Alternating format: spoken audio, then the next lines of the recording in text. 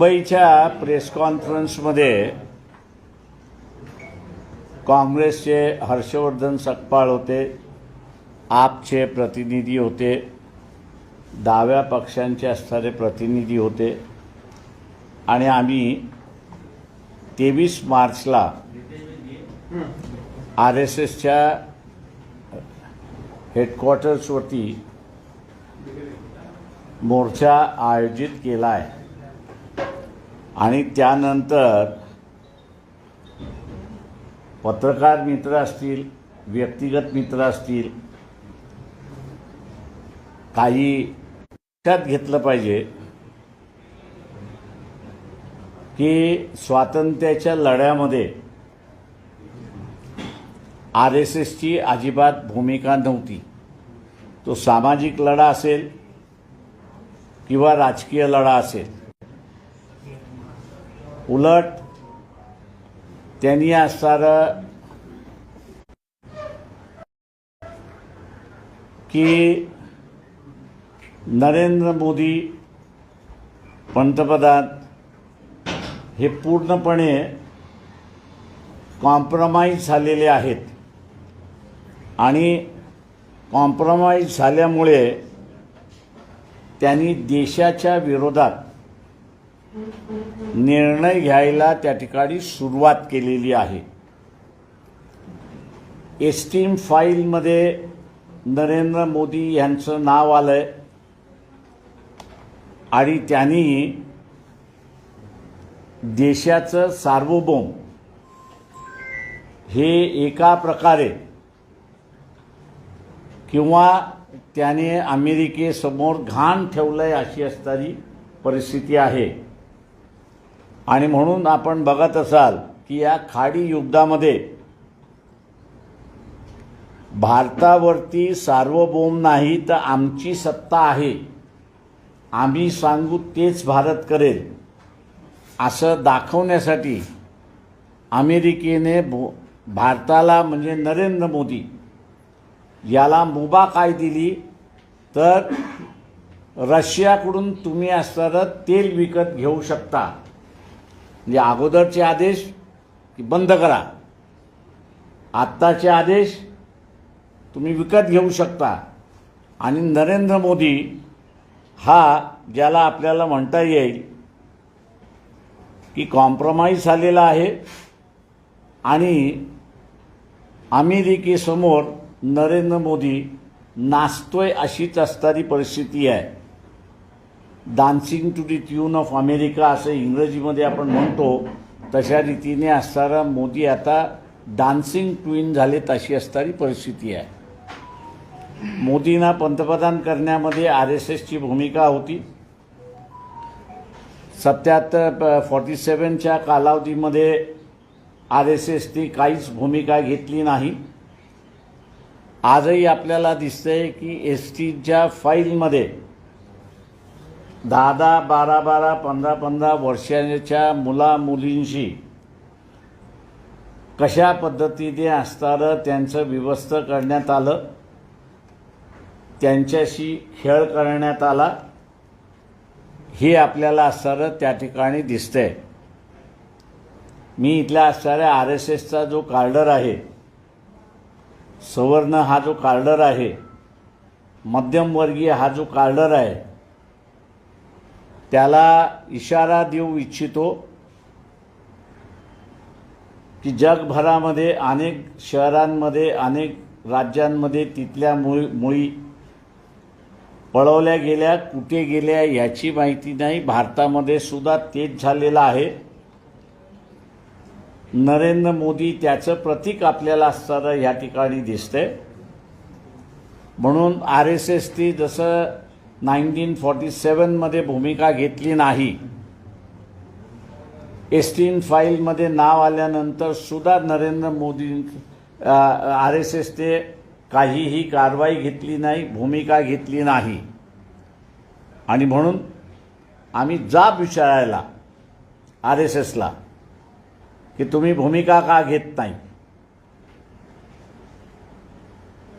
तुम्हाला ज्याचं चारित्र्य नाही असं पंतप्रधान तुम्हाला चालतो का, असे अनेक प्रश्न घेऊन आम्ही RSSला 23 तारखेला विचारणार आहोत. आम्ही इथल्या मध्यमवर्गीयांना आवाहन करतोय की जे लोन आपल्याला भारतामध्ये आलेलं दिसत नाही ते लोन आता असताना आपल्याला येताना त्या ठिकाणी दिसेल. भूमिका सगळ्यांनी घ्यावी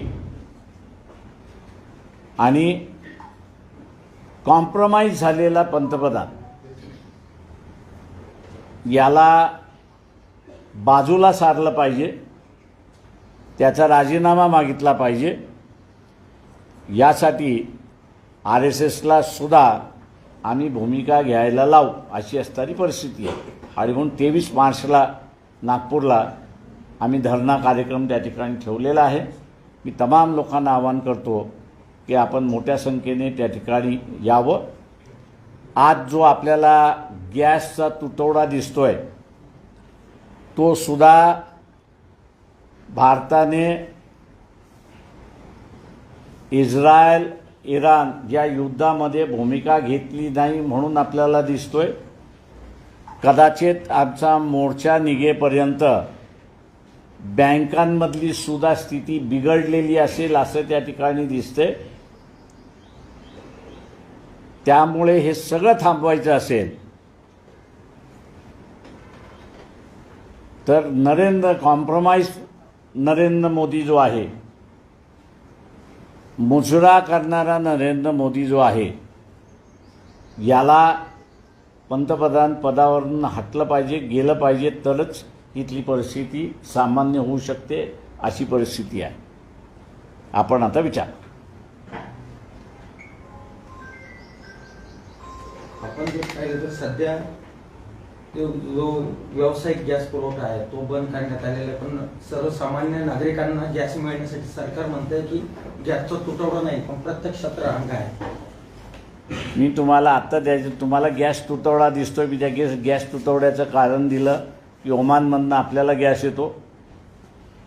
इराण आणि इस्रायलच्या युद्धामध्ये असणारं आपण इराणच्या बाजूने नाही म्हणून आखाती देशाचे जे तेल प्रोड्युसिंग कंट्रीज आहेत, गॅस प्रोड्युसिंग कंट्रीज आहेत, त्यांनी म्हटलं भारताला सोडा, ते त्यांचं बघून घेतील, आपण आपलं बघितलं पाहिजे. सरकार का सांगते की तुटवडा नाहीये, नागरिकांनी घाबरलो. माझं म्हणणं असं आहे की अजून तुटवडा वाढवला की लोकांनी असणारं भारतीय जनता पक्षाच्या कार्यालयाचं, कार्यकर्त्याचं, आमदाराचं, नगरसेवकाच्या घरी जाऊन तुम्हाला आम्ही सत्ता दिली, तुम्ही आम्हाला गॅस दिला नाही, पण आता तुम्ही सकाळ दुपार संध्याकाळ आम्हाला जेवायला घाला, हे आंदोलन सुरुवात केलं पाहिजे. सर, तुम्ही मुजरा मोदी म्हटले तर पण भाजप तर म्हणतो असे काही फाईल नाहीये, पुरावे नाही. विरोधी पक्षाने तर नुसते आवाई उठवत आहे. हो ना, म्हणूनच असणारा अमेरिकेला इशाऱ्यावरती नाचतात आहेत. तेल कधी खरेदी करायचं असेल तर करतो, बंद करायचं असेल तर बंद करतो. अजून काय पुरावा पाहिजे? मुजरा मोदी म्हटलं त्यानंतर तीव्र भावना दुखावलेल्या होत्या. तुम्ही डान्सिंग क्वीन आहे म्हणता. हो, डान्सिंग क्वीन आहे ना. अमेरिकेसमोर डान्सिंग क्वीनच आहे तो. त्यांनी म्हटलं नाच तर नाच, थांब तर थांब, विकत घे तर घे. सर, एकीकडे इराण जे आहे तर ते चायनाला आणि बांगलादेशला ऑइल पुरवत आहे, गॅस देत आहे, मात्र भारताला देत नाही. याबद्दल काय म्हणणं? मी तेच तर तुम्हाला म्हणालो की तुमचे संबंध तुम्ही बिघडवले.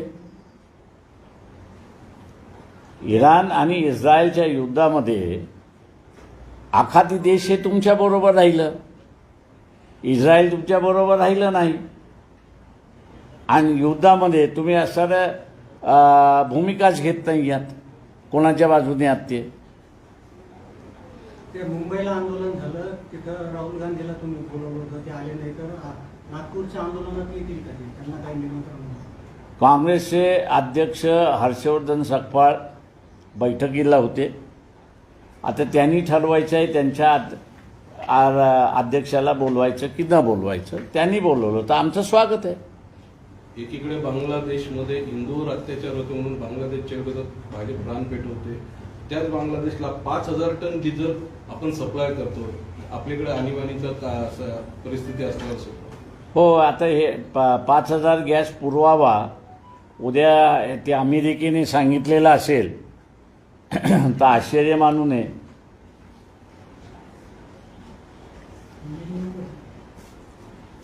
आज तुम्ही सोमनाथ सूर्यवंशी प्रकरणाची इथे आला होता, त्या प्रकरणात नेमकं काय झाले आहे? त्या प्रकरणातली सुनावणी आज झाली. कारण का आम्ही असताना मागणी करत होतो की मुख्यमंत्र्यांना गृहमंत्री जे आहेत त्या गृहमंत्र्यांना कोर्टासमोर बोलवावं आणि जो मॅजिस्ट्रेटची इन्क्वायरी झाल्यानंतर काय करायचं याच्याबद्दल कायद्यामध्ये जो व्हॅक्यूम आहे तो भरून काढा, या संदर्भातलं मंत्र्यांना बोलवण्याचं अर्ज आम्ही जो केला होता त्याच्यावरती सुनावणी झाली. मेन पिटिशनमध्ये ते घ्यायचं की न घ्यायचं याच्यावरती सुनावणी झाली. ऑर्डरसाठी क्लोज झालेली आहे, ती ऑर्डरसाठी क्लोज होईल. काय आदेश येतो ते आपण बघूया कोर्टाचा. जनतेला ब्रिटिश धरण्याचा प्रयत्न सरकारचा आहे का? कारण असं म्हटलं जातं एसटीन फाईल आहे, ते प्रकरण दाबण्यासाठी तिथं पेटवलं गेलं, तिथं अजाणित लोकांना त्रास होतोय, लोकांना दिशाभूल करण्याचा प्रयत्न त्याला म्हणता येईल का? पूर्णपणे एसटीन फाईलमध्ये नाव आलंय.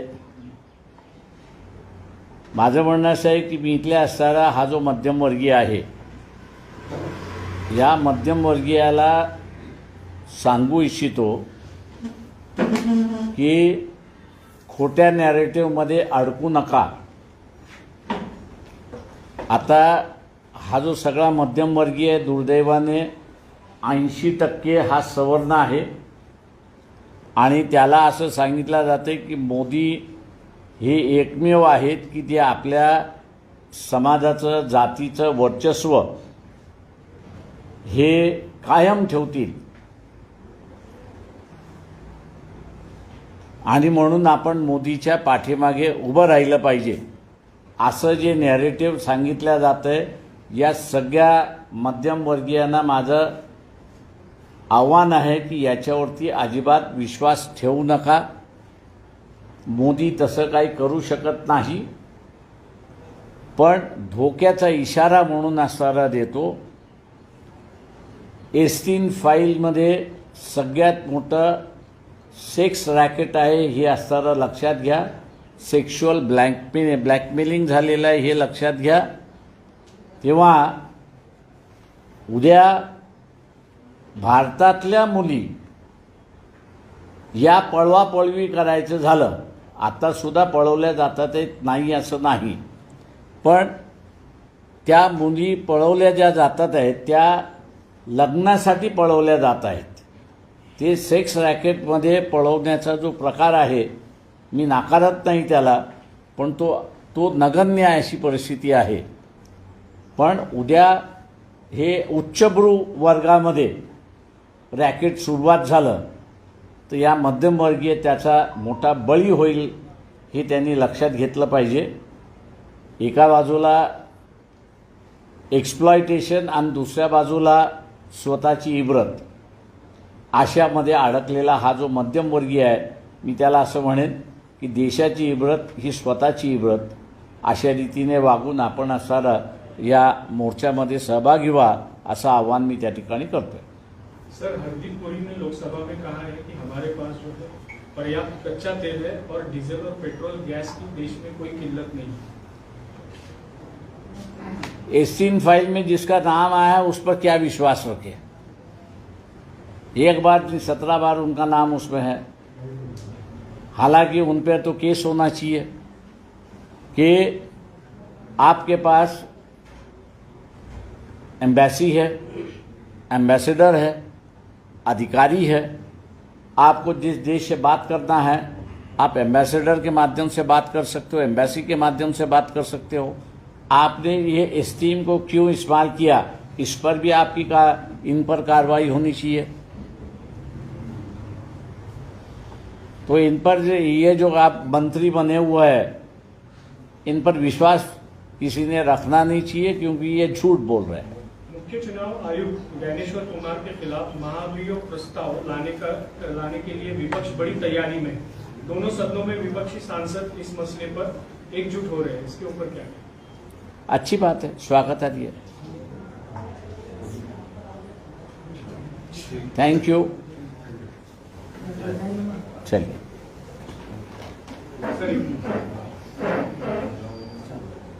हाँ, प्रधानमंत्री नरेंद्र मोदी जो है ईरान के राष्ट्रपति मसूद पेजेशियन के साथ बातचीत करने वाले हैं और पश्चिम एशिया की गंभीर स्थिति पर वो बात करने वाले हैं। सवाल ऐसा है कि उन्होंने अभी तक जो है वो बड़े पद पर जाने पर और सर्वोच्च पद पर जाने पर बधाई दी है, ऐसा कहीं मुझे सुनने नहीं आया है। पहला औपचारिकता ये होती है कि हम माने या ना माने, हमारा दुश्मन हो या दोस्त हो, जब किसी राष्ट्र के उच्चतम पद पर बैठता है तो उसको अभिनंदन करना प्रधानमंत्री और देश के राष्ट्रपति दोनों का फर्ज, ऐसा मैं मानते चलता हूँ। प्रधानमंत्री ने फर्ज नहीं अदा किया तो प्रेसिडेंट ने भी वो फर्ज अदा नहीं किया। प्रेसिडेंट के लिए मैं इतना ही कहूँगा कि आदिवासी किसके सामने झुकता नहीं है, लेकिन ये प्रेसिडेंट ने भी उसी आदिवासी संस्कृति के साथ में जीना चाहिए और किसके सामने झुकना नहीं चाहिए। जो प्रेसिडेंट का रोल है, अदा है, उसको निभाना चाहिए। इतना ही मैं उनसे कहूँगा। ओम बिरला ने जो है उनका जो पद बर्खास्त करने की डिमांड थी, उसके बाद जो है ओम बिरला ने कहा है कि हर सांसद पर नियम लागू होते हैं, किसी को भी ये विशेष अधिकार नहीं है कि वो कभी भी और किसी भी विषय पर संसद में बोल सके। राहुल गांधी को सवाल ऐसा है कि एक तो इजाज़त लेके आप कह सकते हो, अगर इजाज़त नहीं मिलती है तो आपके गले की ताकत है। और कई बार मैं उसको इस्तेमाल करता हूँ। जब मैं सभागृह में था तो पूरी सदन का आवाज़ बंद करते हुए अपनी बुलंद आवाज़ में मैं रखता था। स्पीकर को ये कोई अधिकार नहीं है कि वो हेडमास्टर बन के जिए, वो सदन का हेडमास्टर नहीं है। लेकिन माइक तो म्यूट कर दिया जाता है। सवाल ऐसा है कि आपकी आवाज़ का ही माइक होना चाहिए। मैं कोर्ट में ये कहता हूँ कि कभी कभी जो है कोर्ट में मुझसे कोर्ट ही कहता है कि माइक बंद करवा दो। सवाल उसलिए ये है कि सदन में जो है वो आपकी अगर बात सुनने के लिए या सुनाने के लिए, आपको वैसे आपका वोकल कॉर्ड जो है वो स्ट्रांग करना चाहिए। आपकी आवाज़ जो है दूसरी आवाज़ को दबाना चाहिए। राहुल गांधी ने वो सीखना चाहिए। Thank you. सर एक शेवटचा प्रश्न। काल शिवसेना कोणाची याबाबत सुनावणी होती, पण सुनावणीची जी तारखे आहे ते सतत पुढे ढकलले जातात, काय नेमकं? जे माझ्या दृष्टीने सगळ्यात मोठा प्रश्न असा आहे की सुप्रीम कोर्टाने निर्णय दिला अगोदर की खरी शिवसेना एकनाथ शिंदेची आणि त्यांच्याकडे तो गेला। आतापर्यंत सुप्रीम कोर्टाने स्वतःचा एकतरी निर्णय उलटा फिरवलेला आहे का? तर मला कुठेच दिसत नाही की त्यांनी असा त्यांचा निर्णय उलटा फिरवलेला आहे। त्याच्यामुळे मी असं मानतोय की तो फायनल निर्णय असं धरून आपण चाललं पाहिजे। आता आपण त्यांनी निर्णय दिला आहे, तुम्ही मान्य करायचं की तुम्ही अर्जावरती अर्ज करत बसाल तर ते थोडी आपलं हे करत बसतील। ते म्हटलं आम्ही एकदा निर्णय दिलाय तो मान्य करायला नका करू। तुम्ही या मार्गाने येता, त्या मार्गाने येता, त्या मार्गाने येता, वरतून येता, खालून येता, करा अर्ज करण्याची मुभा आहे तुम्हाला। तुमचा अनुभव काय सांगतो? अंतिम पैसे खाल्ले, पार्शॅलिटी केली, सरकारच्या मार्फत चाललं. आता हे आरोप कशाला करून घेईल कोर्ट आपल्यावरती?